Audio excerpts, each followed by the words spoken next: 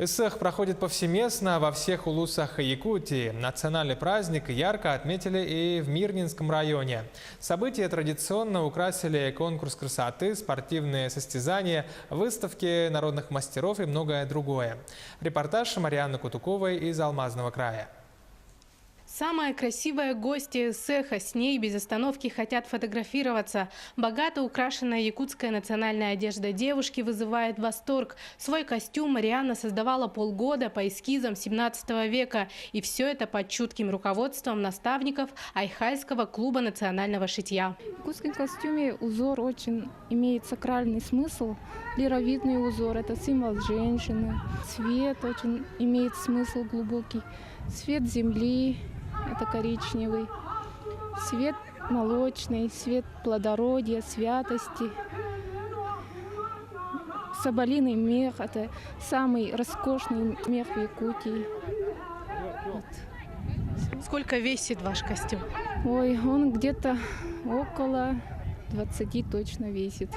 Эссэх – это соприкосновение с культурой не только с якутской, но и малочисленных народов Якутии.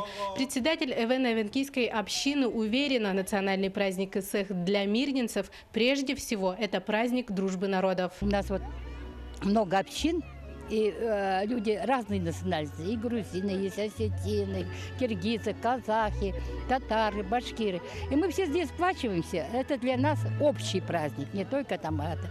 Именно общий национальный такой праздник, где присутствует дружба между людьми, да, между национальностями. Это, во-первых, мы как бы этим еще и поддерживаем молодежь, чтобы они как бы уважали другие нации, другие обычаи, ритуалы, традиции. Не просто дружба и уважение, но и любовь. Кристина Рожина вышла замуж за якутского парня и благодаря его семье полюбила национальное шитье. Сегодня на традиционной аллее мастеров, где собрались народные мастера со всех уголков Якутии, девушка представила свои первые изделия – сумки с якутской вышивкой. Вижу сумочки на современный лад, такие поясные. Да, это вот новый тренд. Сейчас очень модно поясные сумочки. Их можно совсем сочетать, удобно носить. Руки свободные постоянно.